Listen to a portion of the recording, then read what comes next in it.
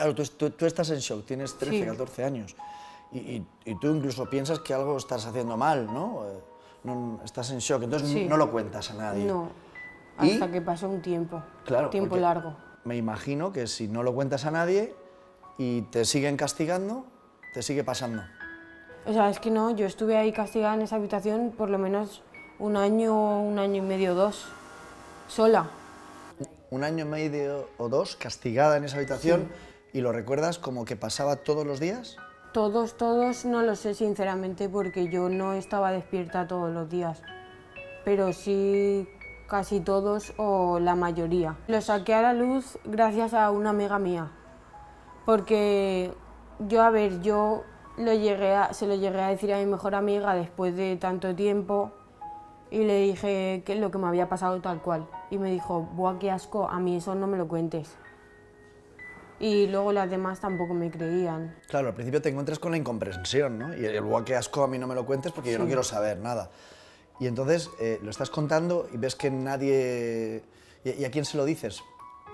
Una amiga que estaba en el grupo, en el hogar de enfrente, ella y yo muchas veces bajábamos a fumar abajo a la calle, por la noche, después de cenar. Y entonces estáis fumando fuera dos compañeras del centro y pasa la policía y os dice que qué hacéis ahí fuera. Sí, fumando. a esas horas. Sí.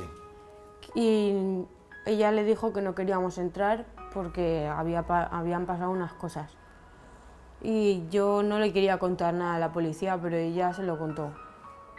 Y él me dijo, la policía, ¿eso es verdad? Y yo sí, y me dice, ¿por qué no has llegado a denunciar? Y yo le expliqué el por qué, en plan, porque no me creía nadie, por miedo a que no me creyeran, por ser quien era y todo eso. Dices, por ser quien era. ¿Tú cómo sabes quién? Porque claro, ahora Yo- sabemos que es el marido. Sí, yo de llegaba... aquel- sí, era el marido, ahí no estaba divorciado, era el marido sí, de sí, yo Mónica. sabía que tenía algo que ver con la consellería. Yo no sabía quién era ella, en plan de en qué trabajaba, pero yo sabía que tenía ella algo que ver con la consellería. ¿Cómo lo sabías? Porque allí lo sabíamos todo el mundo, o sea, allí éramos como una gran familia que se enteraba de todo. Entonces vas a la policía, porque la policía dice que hacéis fumando, ¿no? Sí. ¿Y qué sucede? Nada, o sea, a mí me llevaron a una psicóloga a ver si yo estaba diciendo la verdad. Y la psicóloga era de la consellería, pero es que no me creía. Me decía que yo lo que estaba contando era un cuento. Que no se creía nada y que me lo estaba inventando, que se me notaba. ¿Y entonces te devuelven al centro? Pasaron de mí de ese tema, luego se esperaron, no sé si fue unos meses más, hasta que otra vez salió para denunciar.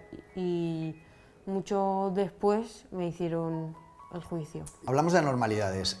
Una niña denuncia en un centro y entre esas irregularidades, el que hace el informe del protocolo es el marido de Mónica Oltra en ese Sí, a momento. posteriori... El mismo abusador. El mismo abusador es el que hace el informe del protocolo que se tendría que seguir, que es una forma de justificar lo que él hizo. La psicóloga y que los policías y todos los que te van preguntando, a ti no te dan comprensión ni empatía, lo que te hacen es sentir mal y sentirte culpable. Sí, y como sentirme sola, porque es que si no me creía nadie.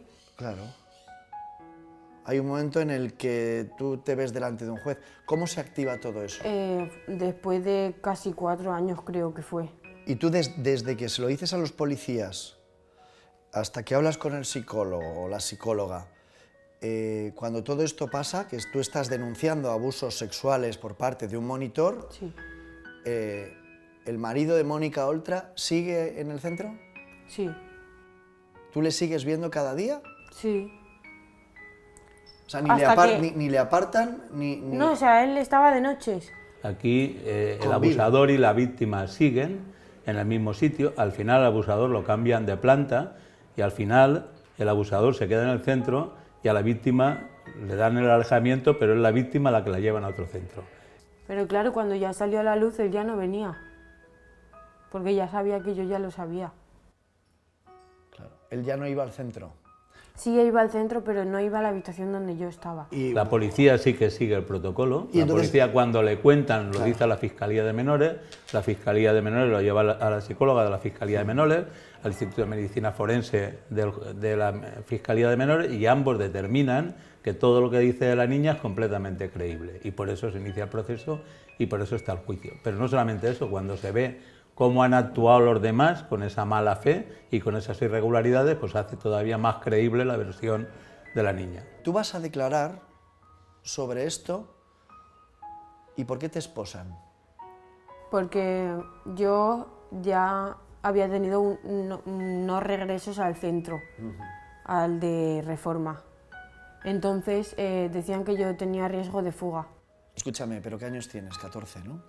Ahí 16 o 17. Vale, eres una niña de 16. 16 creo, para 17. Vale, eres una niña de 16 años que va a denunciar un abuso sexual. Y vas a esposar. La misma jueza se lo dijo y se la lió a la policía. Le dijo a la policía que por qué va esta niña a denunciar abusos sexuales. Sí, siendo víctima porque iba engrilletada. Y dijeron que había riesgo de fuga de una niña de 16 años, que iban 2 agentes o ¿cuántos iban? 2. Una chica y un chico. O sea que es la propia juez la que les echa la bronca y la que se indigna con esto, ¿no? La policía le lleva esposada, que tenía 16 años en aquel momento, que es completamente irregular, porque la única forma de llevar la esposada... Me dice que le llevan 2 policías, pero Sí, ¿qué policía te lleva esposada? Sí, pero solamente se puede hacer cuando hay un riesgo evidente de fuga, que no era el caso de ella, porque es que además ella no era la denunciada, ella era la víctima, con lo cual no había ningún motivo de fuga. El que se tenía que fugar era el marido de Mónica Oltra, en todo caso. ¿Hacía falta que estuvieras esposada? No, porque si yo he sido la que ha denunciado, ¿cómo me voy a ir corriendo para no ir al juicio? Si es lo primero que quiero, seguir con la denuncia, ¿no? Esto es terrible. ¿A ti cuando te hablan de justicia, qué piensas? Que es una mierda. Mónica Oltra vive con el abusador, hoy condenado. Correcto. Convive con él y mientras... Convive con él, se entera, porque vamos a ver, o es tonta, con perdón, o se entera en una administración que su marido está implicado, la psicóloga del centro que entrevista a la niña, la directora del centro que entrevista a la niña, la funcionaria que hace el expediente informativo y administrativo cuando eso le correspondía a la Fiscalía, o la directora general que tenía notificación y conocimiento de lo que estaba pasando, se lo tendrían que haber contado a ella. Lo que no se puede alegar es que ella está in albis y se encuentra un día con que le llega una citación al marido y por eso se entera. Paralizan todo eso durante unos meses para poder separarse del marido y para poder decir que no ha sido el marido, sino que ha sido el exmarido de Mónica Oltra. Es una manipulación vergonzante e ilegal, claro. Cuando sale la sentencia es el exmarido, pero cuando ocurren los hechos es el marido. Esto te ha pasado a ti y tú lo has denunciado, pero le ha podido pasar a más compañeras tuyas. A mí, a ver, habían 2 chiquillas que me dijeron que, después de haberse enterado de lo que me había pasado, dijeron que a ellas como que también les había pasado, pero claro, yo no sé si es cierto, porque es que eran pequeñas, no sé si es cierto o si lo han dicho porque me han escuchado a mí decirlo, es que no lo sé. Claro. Pero a ver, que yo me lo puedo creer porque me lo ha llegado a hacer a mí, como no se lo va a hacer a otras personas. No me creo que Mónica Oltra no estuviera enterada y no me creo que el hábito que utilizaba el abusador con sus masajes y sus actos vergonzantes después de los masajes fueran solamente con esta niña. Ahora, hablamos de gente que está en una situación de absoluto desamparo y que como ella, pues aunque se encontraba el líquido viscoso en la mano, decía: yo, ¿qué hago? ¿Yo qué digo? ¿Quién me va a creer? Yo me callo. Todo esto al final ha salido a la luz y has ganado el juicio. ¿Qué has perdido, Maite? La infancia. Pero infancia, infancia. ¿Y estás contenta de haberlo contado? A ver, pues sí. La verdad es que sí, porque como que me he desahogado, me he quitado un peso encima. Y además te digo una cosa, estás siendo una heroína. Pues eres muy valiente, ¿eh? Gracias. Porque parecía que no salía, ¿no? Y has salido y has ganado. Y lo has hecho muy bien. Y tu criatura, cuando seas mayor, va a haber una madre valiente. ¿Vale? Y nosotros, como sociedad, te damos las gracias. Enhorabuena, eres una valiente. Muchas gracias, Maite. A ti. ¿Cómo se llama tu niño? Irai.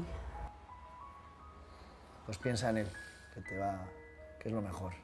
Pues sí.